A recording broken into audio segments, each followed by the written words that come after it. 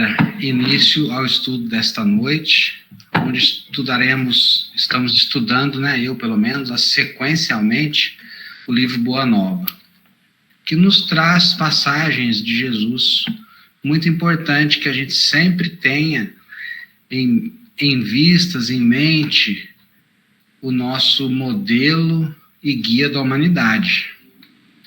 Então, Jesus, igual a tia Toninha falou na prece, Jesus ele não veio para nos dar prosperidade material. Jesus ele veio para nos dar prosperidade moral, espiritual. Porque as coisas da matéria são importantes para nós que estamos na matéria. Porém, as coisas da matéria cabe a nós, né, através do esforço, através da dedicação ponderada, manter o equilíbrio material também. Pois o que mais nós queremos é o equilíbrio. E o equilíbrio, quando a gente pensa em equilíbrio, no atual momento da humanidade, em momentos anteriores também, o equilíbrio fazia parte da nossa visão, o equilíbrio material. Então, a paz que buscamos, será que é a paz material, mundana, ou a paz de espírito que vai ficar conosco após o decesso do nosso corpo físico, após a nossa morte, se podemos falar assim, né? Popularmente, o desencarne. Não podemos ser peso na sociedade. Devemos, através do esforço, através do trabalho edificante nas coisas que têm que ser feitas, manter o equilíbrio material, mas esse equilíbrio não pode colocar em risco o nosso equilíbrio espiritual. Então, essa aqui é a lição de Jesus. É a missão que Jesus veio trazer, aquele divisor de águas na humanidade. E a gente sabe que, com as vistas das coisas materiais, trabalhamos incessantemente, 40, 50, 60, 70 horas por semana, se for preciso, para manter as coisas materiais, para juntar as coisas. E as coisas do espírito, muitas das vezes, relegamos para depois. Então, quando eu aposentar, quando eu tiver uma estabilidade, aí eu vou correr atrás. E não é assim. É igual a vida, né? As pessoas querem viver a vida e deixam esse momento para quando eu tiver a minha casa, aí sim, então eu vou, né, ser feliz e lá eu vou conseguir começar a viver a vida. Mas esquece que a jornada é que é a nossa vida. Então, se eu for fazer um passeio daqui na praia, por exemplo, eu não me importo, nós, às vezes, nós não nos importamos com o trajeto, queremos o mais curto, que chegue mais rápido, quando, na realidade, deveríamos aproveitar as passagens aonde vamos. E a mesma coisa é nas coisas materiais e nas coisas espirituais. Não podemos esperar atingir a evolução moral para então só ali ser felizes. Conseguimos, sim, momentos tranquilos, desde que estejamos com a consciência em paz, nessa caminhada, nessa luta, mesmo nos erros. Quando a gente erra e a gente reconhece o erro, ali é um momento de felicidade. E não somente quando acertamos. Eu vou, então, por apresentação aqui, para a gente dar continuidade no estudo.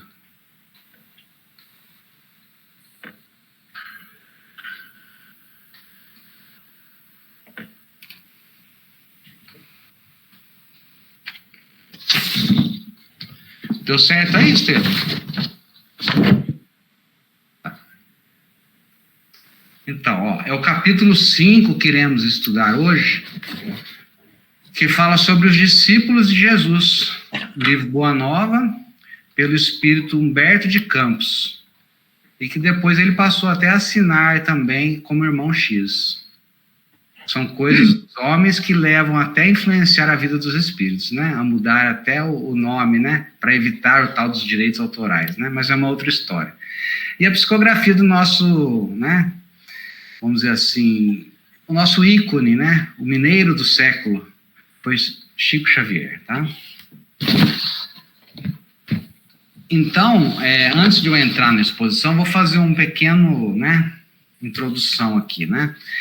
A gente sabe que frequentemente nas proximidades ali de Cafarnaum, que Jesus reunia a grande comunidade dos seus seguidores. Estamos falando naquele momento, bem no início, que iria começar o trabalho dos em torno de 3 anos, que fixou a humanidade, né? O antes e o depois de Jesus. Existiram muitos outros momentos que um dia nós vamos ter um conhecimento maior, com certeza. Então, eram muitas as pessoas que aguardavam, né, no caminho, né, ao longo do caminho, ansiosas por ouvirem aquela palavra instrutiva, porque se comentava sobre Jesus, né, e as pessoas queriam ver, tal qual hoje, né, as pessoas são curiosas, e essa curiosidade é importante, porque a curiosidade, ela nos desperta para novas lições, novos ensinos, né, e não demorou, porém, então, que Jesus, ele compusesse aquele reduzido colégio de discípulos, né, que eram 12, né, e depois de uma de suas pregações no Novo Reino, né, aquelas primeiras pregações que Jesus falava, o meu reino não é deste mundo, né, então ele chama os 12 companheiros, né, os apóstolos, né, que eles seriam, então, desde aquele momento, os intérpretes de suas ações e de seus ensinos. Eles eram os mais humildes. Por que será que Jesus não escolheu os governadores, né, os de destaque, né, de poder, etc. Por que será? É uma questão que Jesus não deixou nada ao acaso, tudo serviu de lição para nós, né? Será que aquela pessoa que detém muito poder, que detém muita riqueza, será que ele vai ter interesse nas coisas espirituais? A gente faz um paralelo hoje, né? Quando que nós estamos mais susceptíveis com a espiritualidade? Será nos momentos felizes ou naqueles momentos de dor? Claro que quando estamos nos momentos felizes, não todos, mas alguns se lembram de agradecer, né, de levar o pensamento, né? Mas quando a questão é de dor, aí é algo realmente que parte de dentro de nós, aquela súplica, a gente se apega com Deus, com Jesus, é nesse momento de dor, né?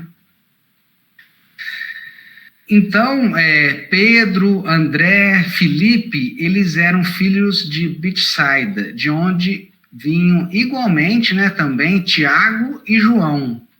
Né, Tiago e João, nós vimos na lição anterior aí, que eles eram filhos de Zebedeu. Tinha também Levi, Tadeu e Tiago, filhos de Alfeu, e sua esposa Cleófas. Ela era parente de Maria.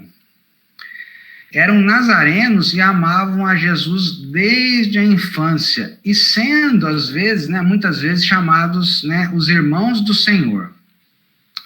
E Simão, também, né, mais tarde denominado o Zelote. Ele deixa, então, Canaã para dedicar-se à pescaria. E somente um deles, né, que era o Judas, ele se destoava um pouco daquela equipe, né, porque ele era um pequeno comerciante, né, vendia peixes, né, e outras quinquilharias ali, né, e ele nascera em Iscariotes, por isso que fala Judas Iscariotes, né. Então ele destacava um pouco dali das pessoas, né. O reduzido grupo de companheiros, né, do mestre experimentou a princípio certas dificuldades para se harmonizar-se. A gente sabe que onde existem pessoas, existem opiniões diferentes. Então, sempre gera aquele conflito. Uma pessoa acha de uma maneira, outro acha de outra, e gera um conflito. Não, eu que estou com a razão, você que está com a razão. Será que hoje em dia mudou muito? Não, né? A gente sabe que é assim. Então, pequenas coisas acabavam gerando uma separação entre eles. De vez em quando, o mestre surpreendia, né, em discussões inúteis sobre qual deles seria o maior no reino de Deus, né? Quem que é o maior ali, né? Outras vezes desejavam saber qual dentre todos revelava sabedoria maior no campo do evangelho. E ali, né, aquelas contendas, né? Levi continuava nos trabalhos da coletoria, ele era um coletor de impostos, né? Enquanto Judas, ele prosseguia nos seus pequenos negócios, embora se reunissem diariamente aos demais companheiros, né? Então, a gente via que Judas, ele se destacava um pouco, e Levi também, ele era um cobrador de impostos, os dois, eles ficavam, assim, mais ligados um pouco mais nas suas tarefas, né, diárias, né? Diferente dos outros 10, que eles viviam quase que constantemente com Jesus, junto às águas, né, lá de Tiberíades, né, e como se participassem de uma festa incessante de luz, né? Porque a gente não vai numa festa, enquanto a festa está acontecendo, né, as pessoas ficam, né? Então, aqueles 10 discípulos é como se eles vivessem numa festa de luz, porque Jesus espalha aquela vibração ao redor dele, que dirá, né, aquele convívio, etc., que tinham lá, né? Então, agora eu vou passar para os slides. Iniciando-se, entretanto, o período de trabalhos ativos pela difusão da nova doutrina, o mestre reuniu os 12 em casa de Simão Pedro. Ele lhes ministrou as primeiras instruções referentes ao grande apostolado. Então, no início, Jesus direcionava os discípulos como deveriam agir, como, né, deveriam proceder. De conformidade com a narrativa de Mateus, as recomendações iniciais do Messias aclaravam as normas de ação que os discípulos deveriam seguir para as realizações que lhe competiam concretizar. Ó, pessoal, desculpa o cachorrinho aqui, já que ela para. Então, vamos lá. De acordo com a narrativa de Mateus, as recomendações iniciais do Messias aclaravam as normas de ação que os discípulos deveriam seguir para as realizações que lhe competiam. Amados, entrou Jesus a dizer-lhe, com mansidão extrema, não tomareis o caminho largo por onde anda toda a gente, levada pelos interesses fáceis e inferiores. Vamos observar mansidão extrema. Então, Jesus, ele é o modelo e guia da humanidade, é o governador do nosso planeta. Ele teria a possibilidade de ter uma expressão autoritária por sua conquista moral. Mas ele, como um pedagogo, como um mestre, o único nome que ele, o único título que ele aceitou era de mestre. Ele tinha uma mansidão extrema. Então, isso é algo que nos chama atenção. Às vezes, temos que colocar isso em prática para nós. De repente, nós nos encontramos numa situação onde nós temos uma certa razão sobre alguém que comete um erro. E será que nós adotamos essa postura de mansidão extrema?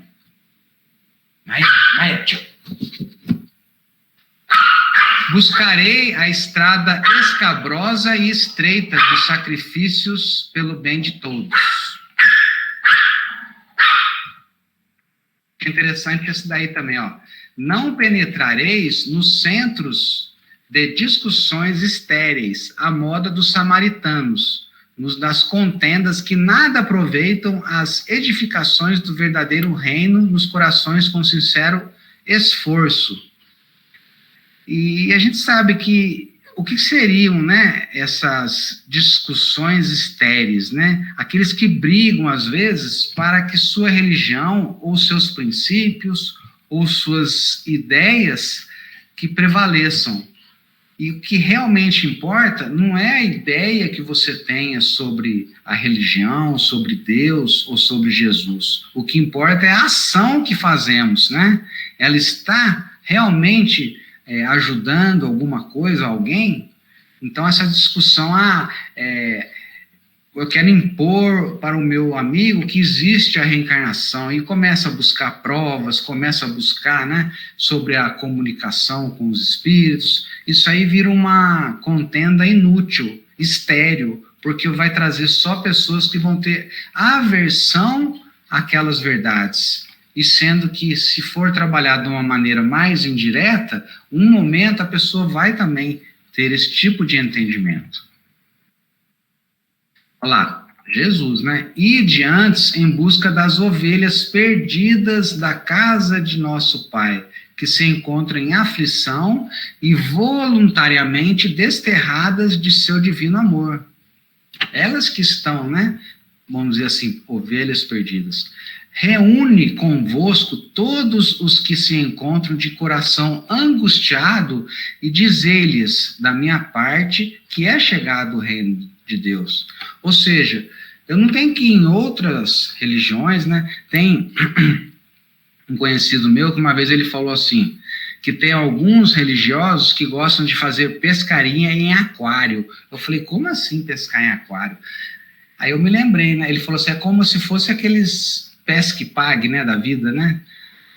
Lá você tem certeza que tem o peixe, né? Você quer pegar, né? Então, o cara já está naquele aquário que ele quis dizer, já está com uma religião que lhe faz bem e que lhe causa equilíbrio. Então, não tem necessidade de a gente ir lá e tirar ele para pôr no nosso aquário. Não. Aqui está falando, ó. Reúne convosco todos os que se encontram de coração angustiado. Porque se a pessoa está feliz com aquele entendimento religioso dele, pois eu acho ótimo que ele deve continuar. Agora, se ele está angustiado, com depressão, procurando a porta falsa do suicídio, né? Procurando a porta falsa do crime, das drogas, aí a gente tem que ir atrás e tentar ajudar, não é por aí? Olha lá, ó. Trabalhar em curar os enfermos, limpar os leprosos, ressuscitar o que estão mortos nas sombras do crime ou das desilusões ingratas do mundo. Foi o que eu falei agora. Esclarecei todos os espíritos que se encontram em trevas. Eu até grifei isso aí, eu fiz o grife, tá? Dando de graça o que de graça vos é concedido. Porque quando existe aquele interesse financeiro, já cria uma aversão a nós. Porque a pessoa, quando ela quer algo em troca, pode ser o dinheiro, o metal, a fama, o poder, não está certo. A gente tem que desconfiar daquela venda, né, de lições, vamos dizer assim, de quando uma religião procura alguma coisa subtrair, não é certo, tem alguma coisa errada. Agora, se é uma pessoa que ela procura fazer uma cesta básica, né, para levar para uma família, aí é diferente.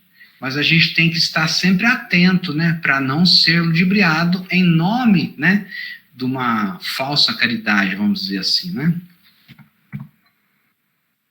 Não exibais ouro ou prata em vossas vestimentas. Era Jesus, vamos lembrar, era Jesus falando para os apóstolos, tá?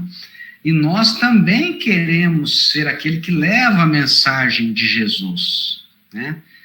Porque o reino do céu reserva os mais belos tesouros para os simples.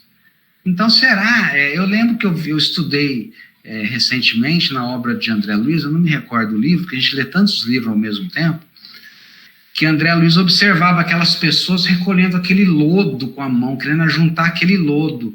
E André Luiz, não foi André Luiz, foi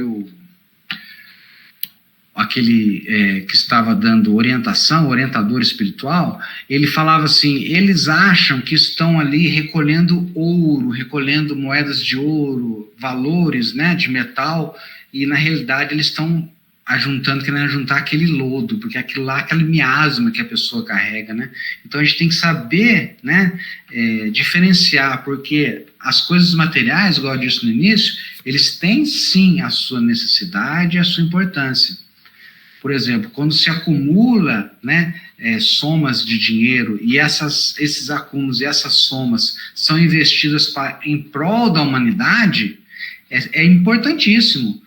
Descoberta de vacinas, descoberta, né, de remédios, cura para doenças, transplante de órgãos, né, é importante. O que não pode é aquilo lá servir só para o meu ego, aí é complicado. Não ajunteis o supérfluo em alforjes, né, em bolsas ou túnicas, para o caminho, porque digno é o operário do seu sustento. Ou seja, a gente tem aquela, né, ideia de que a gente tem que juntar para depois deitar em berço esplêndido, né? Então, aqui está dizendo, o operário, né, digno é aquele que ele é operário do seu sustento. Em qualquer cidade ou aldeia, olha lá, Jesus falando aos discípulos, onde entrardes, buscai saber quem deseja aí os bens do céu, com sinceridade e devotamento a Deus, e reparte as bênçãos do evangelho com os que sejam dignos, até que vos retireis. Ou seja, para que os discípulos repartam, né, com sinceridade os bens do céu. Aí vem aquela questão, bom, então tem que fazer uma separação, né? A primeira ideia que a gente lê é, será que Jesus ele era separativista, tinha que separar só para aqueles que quisessem? É bem aquele exemplo que eu estava falando agora. Não adianta você querer forçar as pessoas, cada um tem o seu momento. Porque se hoje a pessoa não quer, amanhã vai querer. Ah, mas amanhã ele vai morrer, etc. Mas a reencarnação está aí. Nenhuma ovelha será perdida, né? Jesus falou isso em algum momento, né? Olha lá, ó. Quando penetrardes, isso que eu achei interessante, em alguma casa, saudai-a com amor. Se essa casa merecer as bênçãos de vossa dedicação, desça sobre ela a vossa paz. Se, porém, não for digna, torne essa mesma paz aos vossos corações. Ou seja, para que a gente não saia com raiva, né? Que essa paz possa continuar nos nossos corações. Se as pessoas não estão receptivas, elas não estão no momento de receber essas dádivas de luz do Evangelho de Jesus, um momento haverá essa possibilidade. Foi igual eu falei ali, né, um pouquinho agora. Às vezes a pessoa está no auge das coisas materiais, então ela acha que ela, né, ela já anda com o nariz mais em pé, com o peito estufado, porque ela acha que não precisa de ninguém. Mas aí acontece, a vida dá uma reviravolta, às vezes nem é uma reviravolta financeira, pode ser uma reviravolta de uma doença, né, de um coração partido, ou de algo que o valha, e aquela pessoa vai então se fragilizar, e às vezes nesse momento é o momento mais indicado para que ela possa então buscar as coisas, né, de Deus, as coisas de Jesus. Então é para a gente não fique com raiva, porque nós também já passamos por esses momentos, onde a gente não queria ouvir mais nada, a gente se achava autossuficiente, se não nessa encarnação pode ser em anteriores, né? Se ninguém vos receber, nem desejar ouvir as vossas instruções, retirai-vos, sacudindo o pó de vossos pés, isto é, sem conservardes nenhum rancor e sem vos contaminardes da alheia iniquidade. Ou seja, para que a gente não fique triste, para que a gente não desanime, não, cada um tem o seu momento. O importante é você fazer de bom coração, né, aquela mensagem, né? E isso era Jesus explicando para os apóstolos. E claro, a gente vai readequando aos nossos tempos, mas é mais ou menos por aí. A gente não precisa estar forçando as pessoas a aceitarem a nossa ideia, mas a gente tem que colocar, né? Eu sempre dou o exemplo, eu gosto de falar, sobre a pena de morte, sobre o aborto. Então, hoje, o politicamente correto, né, segundo alguns aí, ideologias, é que a gente seja a favor do aborto. Porque dizem, né, os que defendem o aborto, a mulher tem direito a mandar no corpo dela. Eu concordo, no corpo dela sim, mas no corpo do bebezinho dela não, porque não é dela aquele corpo.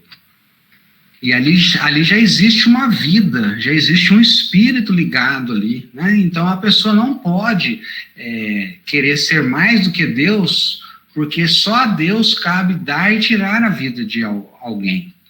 Então a gente tem que tomar muito cuidado com essas situações e temos sim que colocar o nosso ponto de vista, mesmo se a gente for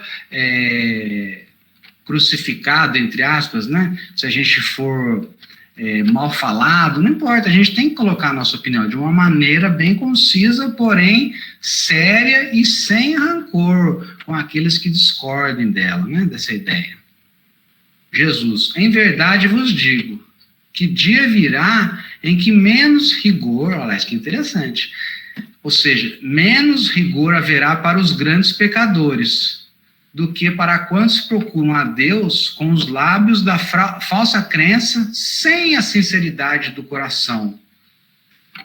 Ou seja, as pessoas querem aparecer, né, às vezes perante a sociedade, ou perante as pessoas, né, próximas, quer parecer um cristão, né, um religioso, mas na realidade aquilo é da boca para fora, ela quer mesmo se parecer boazinha. Então aqui está dizendo que menos rigor haverá para os grandes pecadores do que para esses, né? Porque às vezes eles conhecem, né? Às vezes nós conhecemos as leis de Deus, nós entendemos, mas não a cumprimos.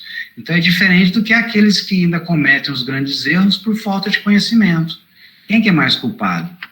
A gente observa, eu acho, uma contrariedade, pode ser que eu esteja enganado na minha ideia, mas não tem uma situação assim, se a pessoa ela tem 3º grau, né, ela tem direito mais do que os outros que não têm estudo perante a lei, penas, sentenças da justiça, e a gente vê que aqui é o contrário, aquele que mais, né, sabe, mais é cobrado. Então a pessoa que comete um erro, ciente que é um erro, o que nossa boa... a nossa consciência indica quem que é mais culpado, quem faz o erro desconhecendo tão bem ou aquele que conhece bem mais, né? Por essa razão, Jesus, né, que vos envio como ovelhas ao antro dos lobos, recomendando-vos a simplicidade das pombas e a prudência das serpentes. Acautelai-vos, pois, dos homens, nossos irmãos, porque sereis entregue aos seus tribunais e sereis açoitados nos seus templos suntuosos, de onde está exilada a ideia de Deus.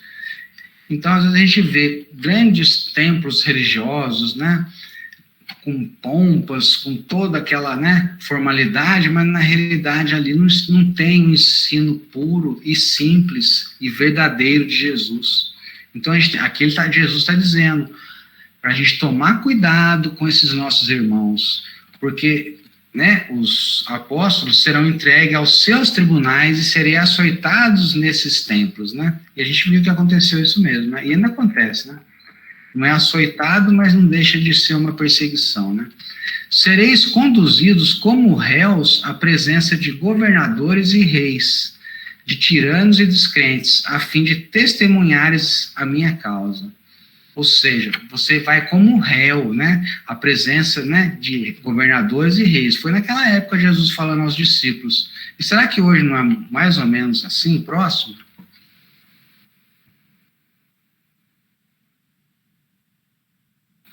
Mas nos dias dolorosos da humilhação, não vos dê cuidado como a vez de falar. A mediunidade aí. Porque minha palavra estará convosco e sereis inspirado quanto ao que houveres de dizer. Jesus falando aos apóstolos, né? Para eles não se preocuparem em serem, né, humilhados, porque quando a pessoa tem o coração voltado para o evangelho, ele vai ele vai sentir aquela inspiração nos ensinos de Jesus e ele vai saber o que vai fazer. Então, às vezes, numa tribuna aí, né, um doutor da lei, ele pode chegar e te dar uma explicação muito bem, né, embasada, medicamente falando sobre o aborto, explicando e tal. Só que a pessoa, às vezes, aquele matuto, né, vamos dizer que não tem tanta, né, conhecimento, ele vai pensar em Jesus, ele vai saber que Jesus falava, né? Não podemos matar, não podemos tirar a vida. Então, o que manda é isso. É simples, as coisas são simples. A gente aqui complica um pouco, né? Porque não somos nós que falamos. O Espírito amoroso de nosso Pai é que fala em todos nós. Nesses dias de sombra em que se lutará no mundo por meu nome, o irmão entregará à morte o próprio irmão, o pai e os filhos, espalhando-se nos caminhos o rastro sinistro dos lobos da iniquidade. Então a gente observa que acontece isso, né? As pessoas, elas querem mesmo ter poder, ter influência sobre os outros, e não importa, passa por cima dos valores, né? Ela quer mesmo se sobressair. Os que me seguirem serão desprezados e odiados por minha causa, mas aquele que perseverar até o fim será salvo. Ou seja, a gente observa hoje, né, essas outras pessoas, né, eu não digo nem religiões, pessoas, né, que às vezes eles ficam à frente, né, lideram algum movimento religioso, querendo mesmo as coisas da matéria, as coisas do sexo. A gente vê aqui no Brasil João de Deus. Eu estava vendo um seriado esses tempos atrás na Netflix, aconteceu nos Estados Unidos, no Arizona.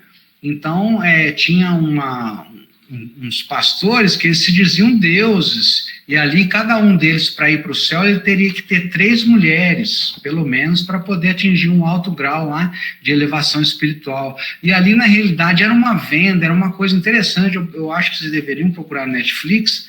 O julgamento aconteceu em 2008, parece que é coisa do século passado, né? Mas não é, acontece, gente. As pessoas são levadas a serem aquela fé cega que não raciocina.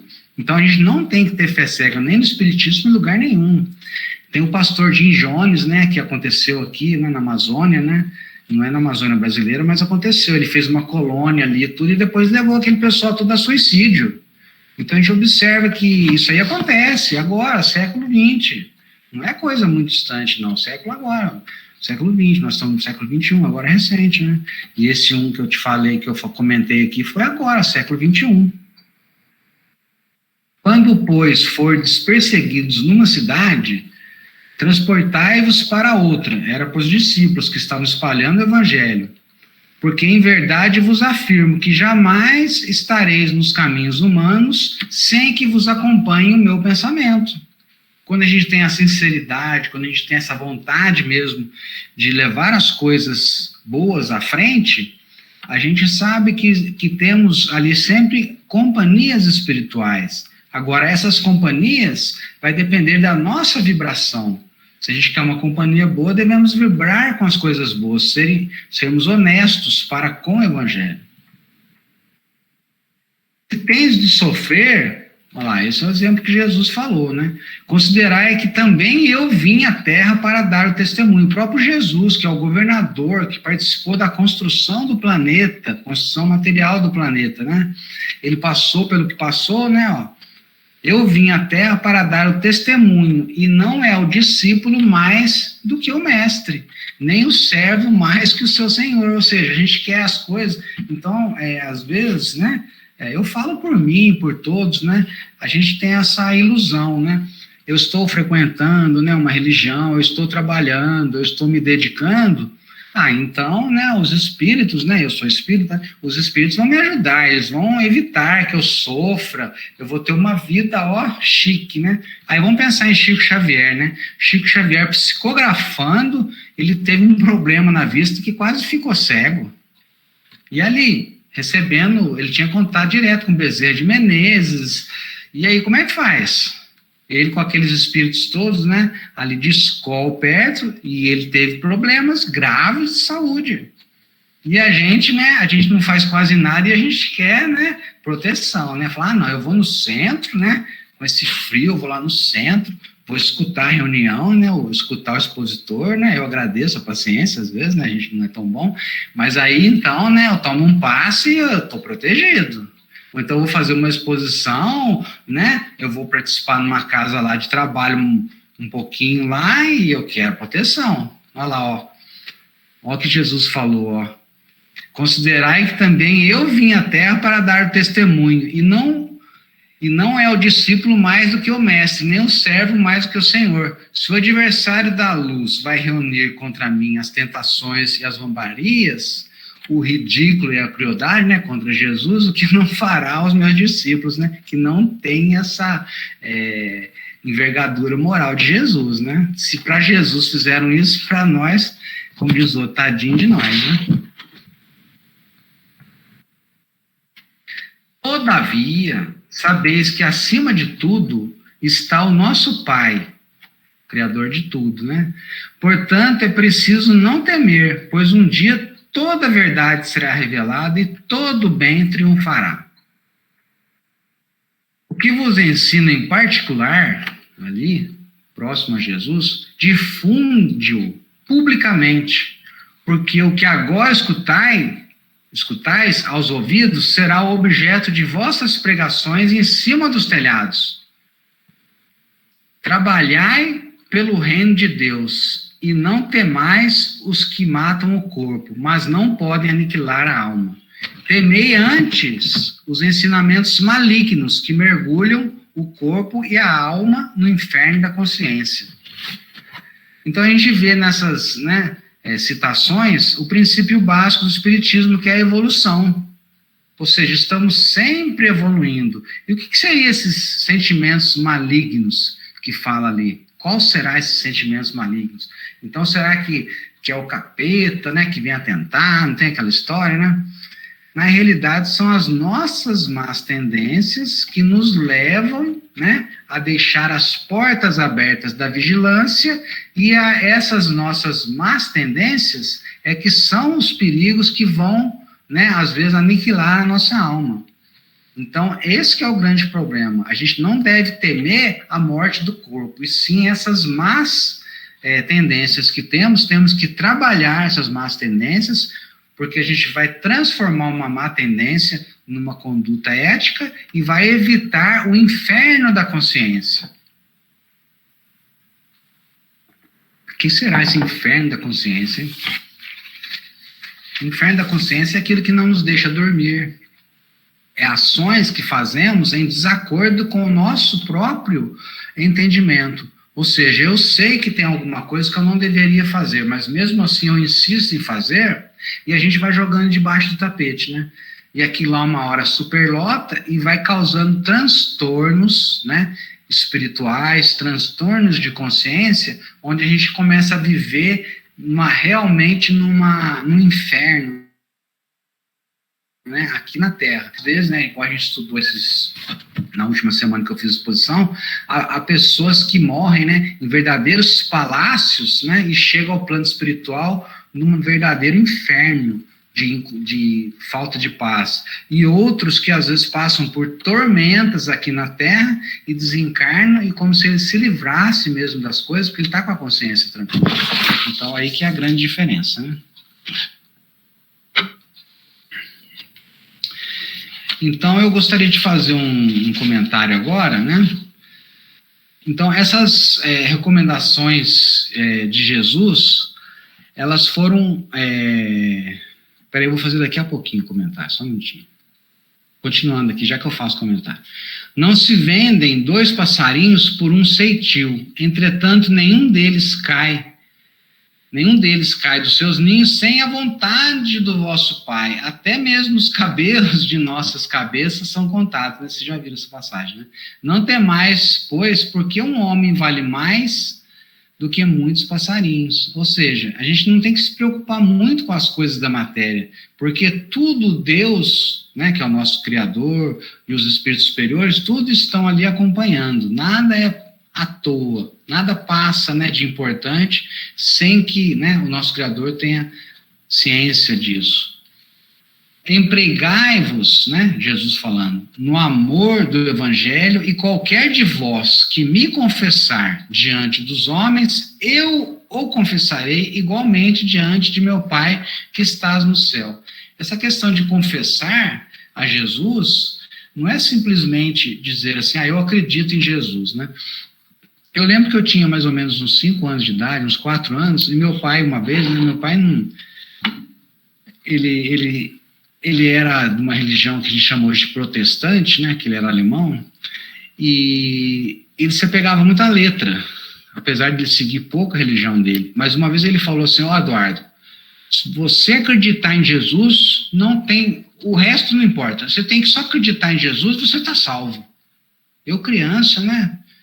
Ficou aquilo na minha cabeça até hoje, eu lembro certinho, ele me falou na cozinha, numa casa que eu morei lá quando eu tinha essa idade, eu lembro certinho, até a cor do armário, meu pai falando isso, fixou isso em mim.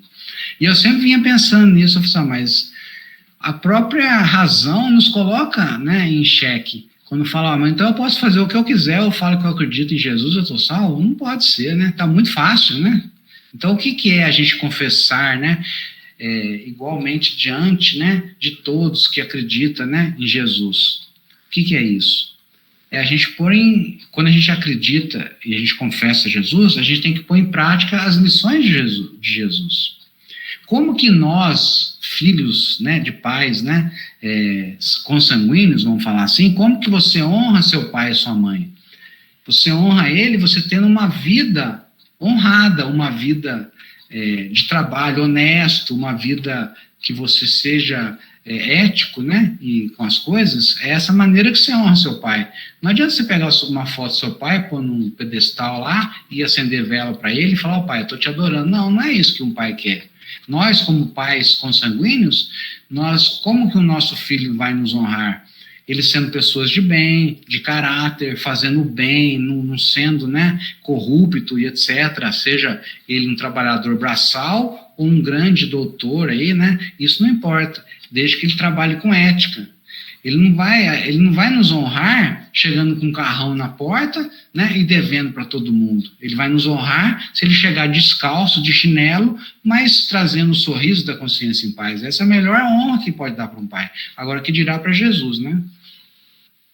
Então, o que eu gostaria de falar antes é que essas recomendações de Jesus, então elas foram ouvidas, né, ainda por algum tempo, e terminada, né, a sua lição, no semblante de todos permanecia a nota íntima da alegria e da esperança, porque aquilo lá trazia mesmo conforto.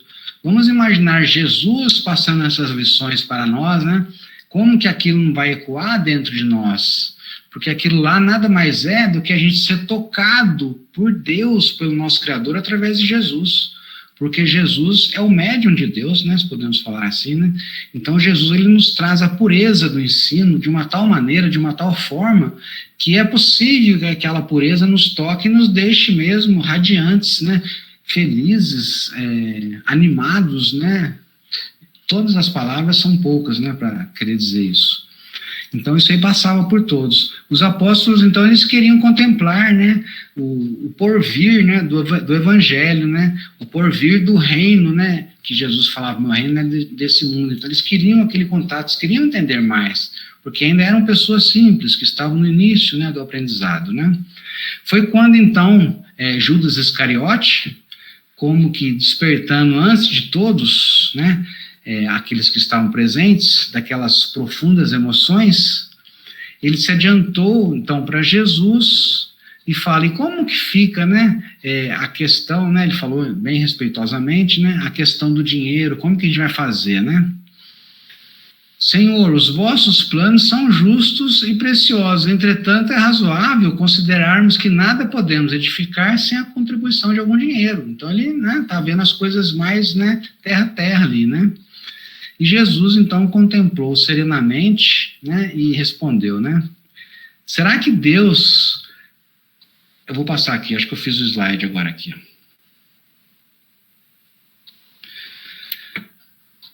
Judas Iscariote, Senhor, os nossos planos são justos e preciosos, entretanto, é razoável considerarmos que nada poderemos edificar sem a contribuição de algum dinheiro, né? E Judas estava preocupado com isso, né? E aí Jesus, então, contemplou serenamente e respondeu: será que Deus precisou das riquezas precárias para construir as belezas do mundo? Ou seja, a gente observa a natureza, a perfeição da natureza, o sol, se fosse um pouco mais longe, a terra ia ficar gelada, se fosse um pouco mais perto, né? Uma distância um pouco diferente, o eixo da Terra, se não tivesse essa angulação que existe, a vida não seria como é, né? E não precisou do dinheiro do mundo, né? Em mãos que saibam dominá-la, né? Jesus falava, o dinheiro é instrumento útil, mas nunca será tudo, porque acima dos tesouros perecíveis está o amor com seus infinitos recursos. Em meio da surpresa geral, Jesus, depois de uma pausa, continuou. No entanto, Judas, embora eu não tenha qualquer moeda do mundo, né, Jesus falando, tá? Não posso desprezar o primeiro alvitre dos que contribuirão comigo para a edificação do reino de meu Pai no espírito das criaturas. Põe em prática a tua lembrança, mas tem cuidado, né? Ou seja, põe em prática essa preocupação sua, né? Sua primeira lembrança, né? Das coisas do dinheiro que é necessário, né? Mas tem cuidado com a tentação das posses materiais. Ó, Jesus já estava prevendo, né? Organiza a tua bolsa de cooperação e guarda contigo. Nunca, porém, procures o que ultrapasse o necessário. Aí que é a dificuldade, né? E agora o último slide finalizando. Ali mesmo, né, pretextando a necessidade de incentivar os movimentos iniciais da grande causa, o filho de Iscariotes fez a primeira coleta entre os discípulos. Todas as possibilidades eram mínimas, mas alguns pobres denários foram recolhidos com interesse. O mestre observava a execução daquela primeira providência com um sorriso cheio de apreensões, enquanto Judas guardava cuidadosamente o fruto modesto de sua, né, preocupação, de sua lembrança material. Em seguida, apresentando a Jesus a bolsa minúscula que se perdia nas dobras da sua túnica, exclamou satisfeito: Senhor, a bolsa é pequenina, mas constitui o primeiro passo para que se possa realizar alguma coisa. Jesus, né? Imagina a situação. Fitou serenamente e retrucou em tom profético. Jesus, né? Sim, Judas, a bolsa é pequenina, contudo, permita Deus que nunca sucumbas ao seu peso. É Jesus, né? Pessoal, boa noite. Eu agradeço aí pela oportunidade do estudo e agora eu passo a palavra para a Laís para ela poder dar continuação no nosso estudo.